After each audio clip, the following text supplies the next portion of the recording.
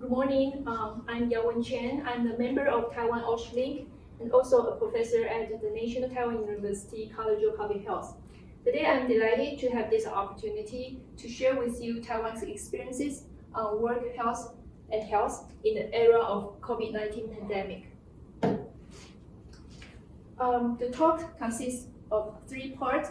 In the first part, I'd like to give you an overview of OSH and related health outcomes in Taiwan, including occupational fatality, occupational diseases, and suicide mortality. Secondly, I'd like to talk about the psychosocial work conditions and high-risk groups in Taiwan, including people who are at risk of long working hours, shift work, workplace violence, and then I will point out some issues to be concerned concerning the impact of COVID-19 pandemic on workers' safety and health. And thirdly, we would like to share our experiences from Taiwan's Link concerning our strategies and actions to deal with occupational safety and health. This slide shows occupational fatality in selected countries based on workers' compensation insurance statistics.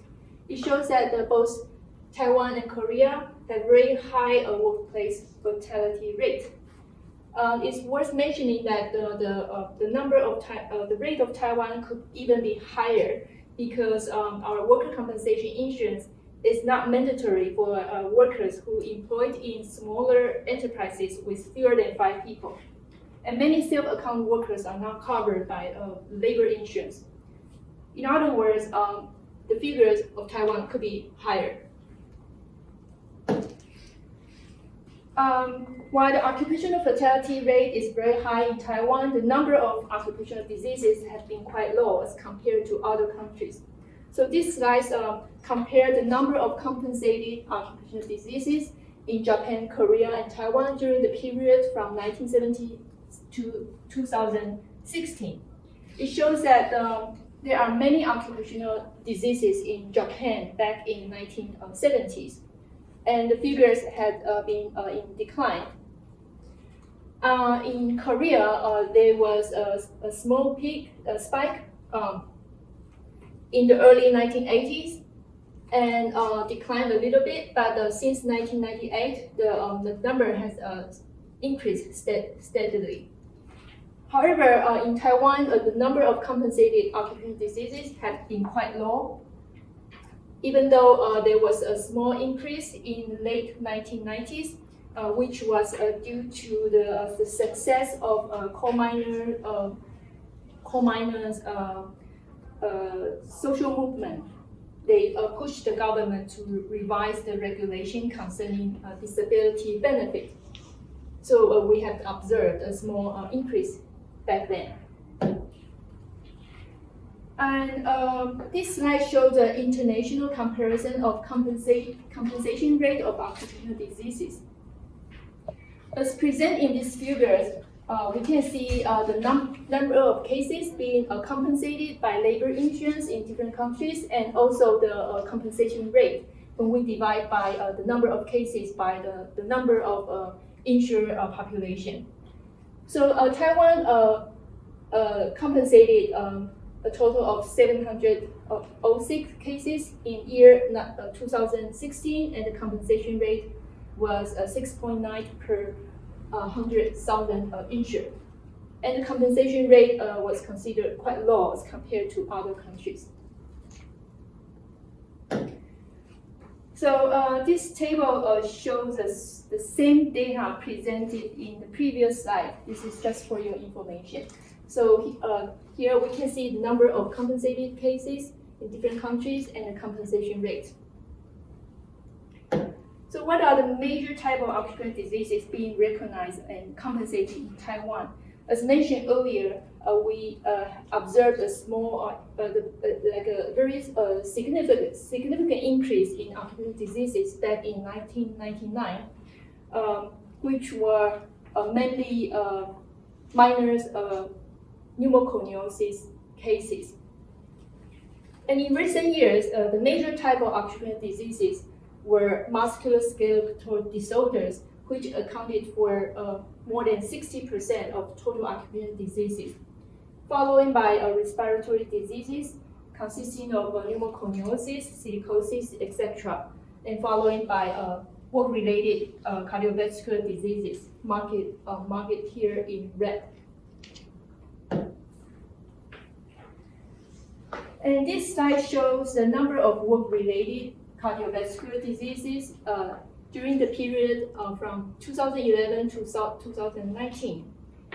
So over the 9-year period, a total of 679 cases were being recognized and compensated. And among them, 236 were fatal, accounting for about 1/3 of the total. And the approval rate for cardiovascular disease was 36% in year 2018. And this table shows the number of compensated work-related mental diseases in the same period of time. And in contrast to Japan and South Korea, where work-related mental disorders have been increasingly recognized and compensated, in Taiwan, the numbers were pretty low. So during the 9-year period, a total of 36 cases were compensated, including seven fatal cases. We did not have the statistics concerning the type of the mental disorders, but it is believed that the post-traumatic stress disorders and major depression account for a large share. And it's unclear how severe work-related suicide might be in Taiwan, but we suspect that this problem might not be as severe as in Japan and in South Korea, as shown in this figure, that the population suicide mortality in Japan and South Korea are much higher as compared to Taiwan. So we can see the suicide mortality fluctuated in Japan and started to decline since the year 2000. But in contrast, we found that the suicide mortality increased sharply in South Korea in the recent decades. And the line here shown in green is male suicide mortality. It's not as high as in Japan and Korea. And although workplace suicide mortality, although we don't have the data on that, but a mental health problem in the workplace has been reported and discussed widely in Taiwan. And as we can see in this figure, that the annual working hours are quite long in both Korea and Taiwan. And which groups are prone to long working hours in Taiwan? So findings from various surveys shows that the following groups are at the higher risk of overwork problems, including long working hours and having irregular or night shifts. Those people include lorry drivers, delivery workers, bus public transportation drivers, security guards, beauty salon workers, healthcare workers, including physicians, interns, and nurses, financial insurance personnel, real estate brokers, convenience store workers, workers in entertainment industry and media, and engineers and assemblers in manufacturing industries. So those who marked in red had both risk, which were long working hours plus irregular shifts. So these two factors are known to increase the risk of cardiovascular diseases.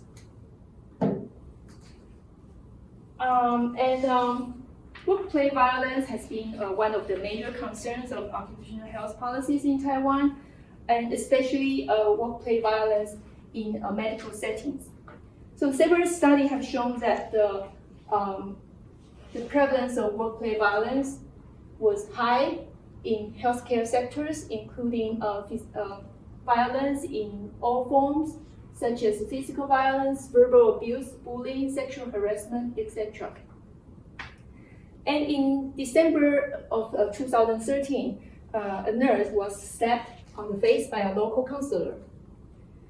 And this event was publicized in the media, leading to a widespread anger among healthcare workers because similar events have occurred from time to time, as patients are often upset by long waiting time.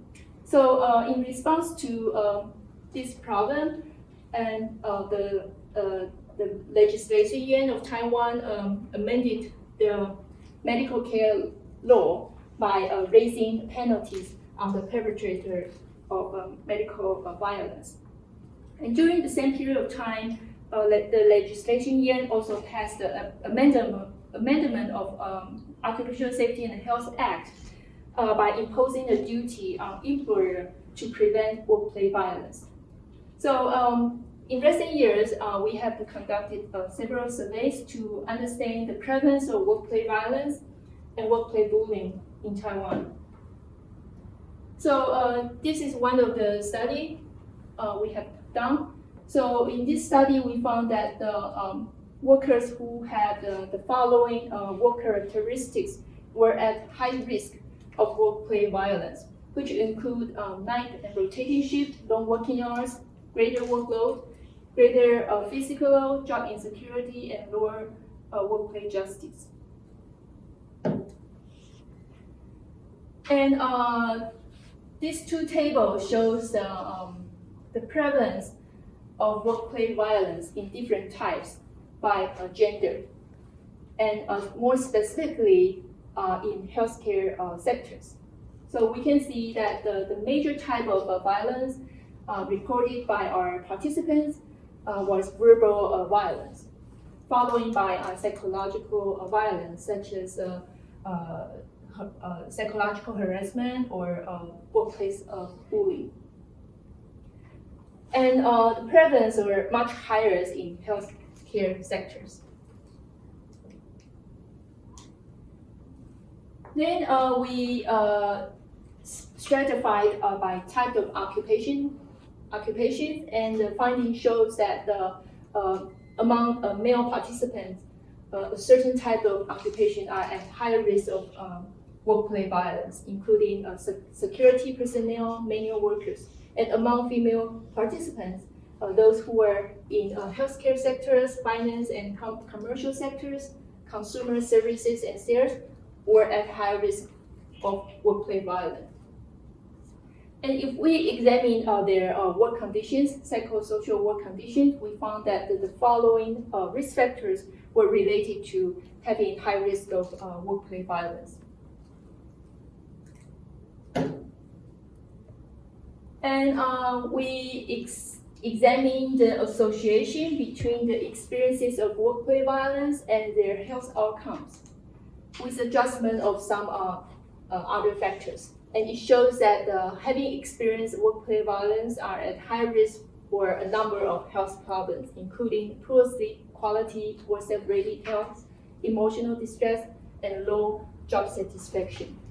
And among the 4 types of the workplace violence we studied, it shows that the psychological type appear to have the strongest association with poor health.